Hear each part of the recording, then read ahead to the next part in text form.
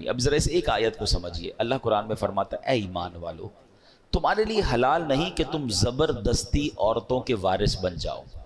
اور عورتوں کو اس نیت سے روکو نہیں کہ جو مہر تم نے انہیں دیا تھا اس میں سے کچھ لے لو، سوائے اس صورت کہ وہ کھلی بے حیائی کا ارتکاب کریں اور ان کے ساتھ اچھے طریقے سے گزر بسر کرو۔ پھر اگر وہ تمہیں ناپسند تو ہو سکتا ہے کوئی چیز تمہیں ناپسند ہو اور اللہ اس میں بہت بھلائی رکھ دے۔ اب یہ ایسی کمال کی آیت ہے، اور زمانہ جاہلیت کا ایک بڑا عجیب و غریب دستور تھا، اس کو بھی یہاں اللہ نے ڈسکس فرمایا۔ اب اس کا شان نزول کیا ہے؟ اسلام سے پہلے اہل عرب کا یہ دستور تھا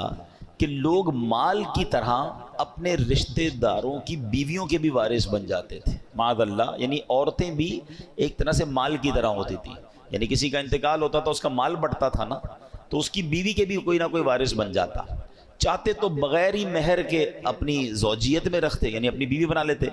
یا کسی اور سے شادی کرواتے اور مہر خود لے لیتے کہ بھئی یہ تو میرا مال ہے نا، شادی تم کر لو، مہر مجھے دے دو، یا انہیں آگے شادی نہیں کرنے دیتے بلکہ اپنے ہی پاس رکھتے تھے تاکہ ان کو جو مال وراثت ملا ہے وہ ان لوگوں کو دے دیں، تب یہ ان کی جان چھوڑیں گے، یعنی پیسے وراثت میں عورت کو ملے گا، تم اب میری ہو گئی، اب تمہارے پیسے بھی میرے۔ اچھا، یا عورتوں کو اس لیے روک کر رکھتے تھے کہ یہ مر جائیں گی تو روکنے والے لوگ پھر ان کے مال کے وارث بن جائیں گے۔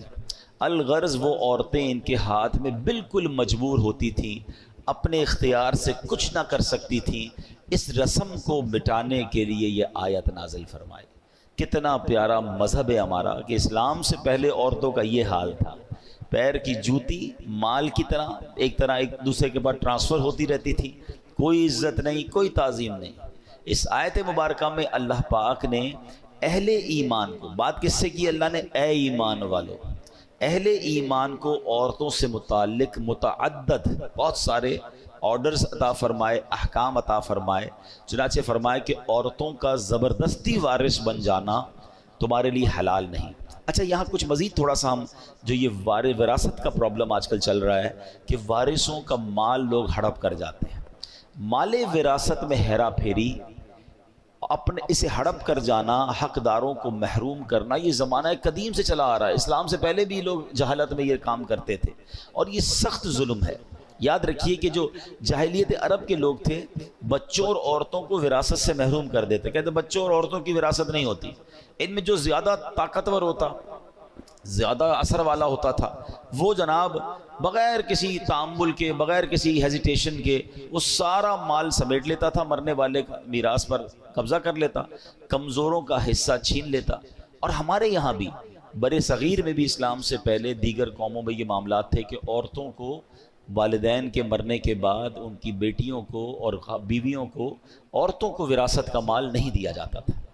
اللہ اکبر، یہ سب انصاف کے تقاضوں کے خلاف تھا۔ سبحان اللہ، دین اسلام کا یہ اعزاز ہے، یہ اسلام کی شاندار تقسیم ہے کہ اللہ کریم نے اس افراط و تفریط کو، اسلام نے آ کر جو کنفیوژن ہے یا جو لوگوں کے ساتھ زیادتی ہو رہی تھی، اس کو ختم کیا۔ تقسیم میراث کے معاملے کو بڑے احسن طریقے سے قرآن میں بیان فرمایا، محروموں کو حق دیا اور ظالموں کو ان کی حدود میں رکھا، ہر ایک کو اس کا مناسب حصہ عطا فرمایا۔ جیسے بطور خاص یتیموں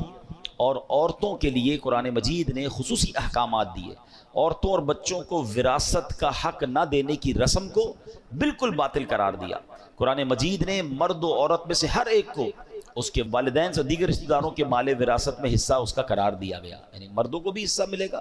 عورتوں کو بھی ملے گا، اور خاص طور پر بچوں کے مال کی حفاظت کرنے کا، خاص طور پر جو یتیم بچے ہیں ان کے لیے ایکسٹرا آرڈر دیے کہ ان کے مال کی حفاظت کی جائے، بوقت ضرورت انہیں ان کا مال دینے اور پھر ان کے مال میں خیانت سے بچنے کا تاکیدی حکم قرآن مجید میں بیان فرما دیا۔ اور ان کا مال کھانے والے کے بارے میں کیا فرمایا؟ اپنے پیٹ کو آگ سے بھرنے والا قرار دیا گیا، جہنم میں جانے کا سبب قرار دیا۔ مال یتیم کو کھانا یہ بہت زیادہ برا کام ہے، اور یتیموں کی کفالت کے فضائل پتہ ہے کیا بیان ہوئے؟ نبی پاک فرماتے ہیں، حدیث کا مضمون ہے کہ قیامت کے دن یتیم کی کفالت کرنے والا اور میں، نبی پاک فرماتے دونوں اس طرح ساتھ ہوں گے۔ یعنی جنت میں اس طرح نبی پاک فرماتے ہیں جس طرح 2 انگلیاں ساتھ ہیں نا، یتیم کی کفالت کرنے والے کو میں ایسے جنت میں ساتھ لے جاؤں گا۔ اچھا فرماتے ہیں اس سب سے اچھا دسترخوان، احادیث میں مضمون ہے،